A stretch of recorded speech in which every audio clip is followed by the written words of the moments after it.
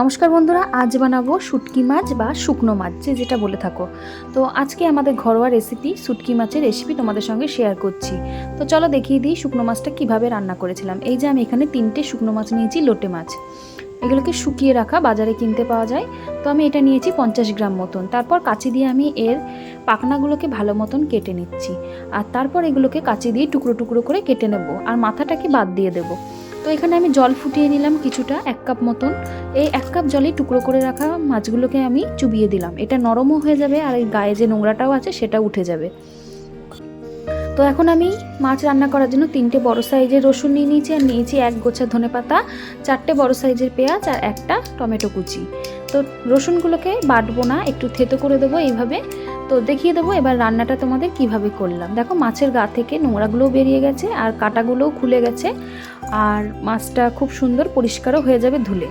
তো কড়াইয়ে আমি সাদা তেল সর্ষের তেল মিশিয়েই প্রায় 50 গ্রাম মতন তেল দিয়ে দিলাম। এটা একটু তেলাক্ত, মানে তেল তেল করেই রান্না করতে হয়। তারপর কুচিয়ে রাখা 4টে পেঁয়াজ দিয়ে দিলাম কড়াইয়ের মধ্যে। তো পেঁয়াজটাকে একটু লাল করে ভাজবো, আর পেঁয়াজের মধ্যে ব্যবহার করব 1/2 চামচ লবণ। যেহেতু মাছের মধ্যেও লবণ থাকে, ওই জন্য আমি লবণটা একটু কমই ব্যবহার করেছিলাম। যদি লাগে তাহলে ভাতে নিয়ে নেব। তো তোমাদের স্বাদ অনুযায়ী তোমরা লবণটা ব্যবহার করো, আমি এখানে একটু অল্পই দিয়েছি। তো এই লবণটা দেওয়ার পর একটু নরম করে নেওয়ার জন্য লবণটা দিয়ে দিলাম, আর লবণটা দেওয়ার পর একটু ভেজে নিচ্ছি পেঁয়াজটাকে। তার মধ্যে দিয়ে দিচ্ছি থেতো করা রসুন। তো রসুনটা কিন্তু অনেকটা পরিমাণের লাগবে, রসুনের ফ্লেভারটা অনেক সুন্দর লাগবে রান্নায়। রসুন ভাজার পরও রসুনের গন্ধটাও খুব সুন্দর আসে, আর রসুনটা খেতেও অনেক ভালো লাগে। রসুনটা ভেজে নেওয়ার পরে আমি এখানে একটু লাল করে ভেজে নিচ্ছি রসুনটা ভেজে নেওয়ার পরে আমি এখানে দিয়ে দিলাম 1/2 চামচ হলুদটাও ভালো মতন তেলের সঙ্গে মিশিয়ে নেব, আর মশলার সাথেও মিশিয়ে নেব। তারপর এর মধ্যে আমি ব্যবহার করব যে টমেটোটা কুচিয়ে রেখেছি, লম্বা লম্বা করে কুচিয়েছি আমি। তো এই টমেটোটা এর মধ্যে দিয়ে দিলাম।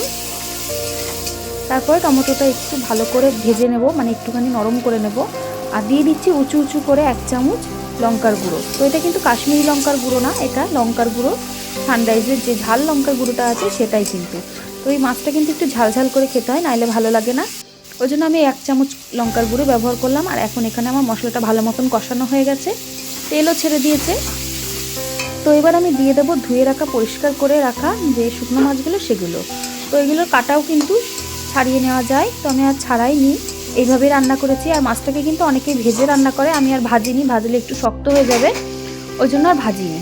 তারপর এখানে আমি 1/2 কাপ মতন জল দিয়ে ঢাকনা দিয়ে মাছটাকে ভালো মতন সেদ্ধ করব। একদম লো ফ্লেমে সেদ্ধ করব, যাতে তলায় না লেগে যায়। তো এটাকে ভালো মতন নেড়ে চেড়ে নিয়ে আমি ঢাকনাটা দিয়ে দিলাম। ঢাকনাটা প্রায় 2-3 মিনিট মতন দেওয়ার পরে আমি ঢাকনাটা খোলা দেখাচ্ছি তোমাদেরকে। তো এখন দেখো আমার সাইড দিয়ে পুরো তেল ছেড়ে গেছে, আর মাছটাও কিন্তু পুরো রেডি হয়ে গেছে আমার। তো মাছটা একটু লবণ কম হয়েছিল, তোমরা তোমাদের স্বাদ অনুযায়ী দিয়ে নিও, বা ভাতে মেখে খেতে পারো। তো আমি এই দেখো মাছটা রেডি হয়ে গেছে, তোমাদেরকে দেখিয়ে দিচ্ছি কতটা সুন্দর হয়েছে। আর মাছটায় কোনো গন্ধ নেই, মানে গন্ধ থাকবে না রান্নার পর। আর তাতেও যদি মনে হয় গন্ধ লাগছে তোমাদের, অবশ্যই কিন্তু 1 গোছা ধনেপাতা কেটে এর মধ্যে দিয়ে নিতে পারো, যেটা আমি করেছিলাম। কিন্তু আমার মাছে কোনো গন্ধ ছিল না, আমি ধনেপাতার ফ্লেভারটা ভালোবাসি মাছে, তাই আমি দিয়েছিলাম। তো আমাদের বাড়িতে এই মাছটা খুব ভালো খেয়েছে সবাই। তো আশা রাখছি তোমাদেরও ভালো লাগবে, আর তোমরাও বাড়িতে বানিয়ে খেতে পারো এরকমভাবে। তো মাছের পিসগুলো দেখো একটু ভেঙে যায়নি, এরকম গোটা গোটা রয়েছে।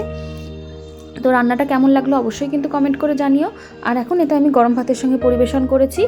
এই যে 1 থালা গরম ভাত নিয়েছি, আর পাশে আমি উঁচু উঁচু করে 2 চামচ মাছ নিয়ে নিলাম, এটাকে মেখে খাওয়ার জন্য। সঙ্গে কিন্তু লেবু লাগবে, অবশ্যই লেবু দিয়ে খেয়েও অবশ্যই ভালো লাগবে।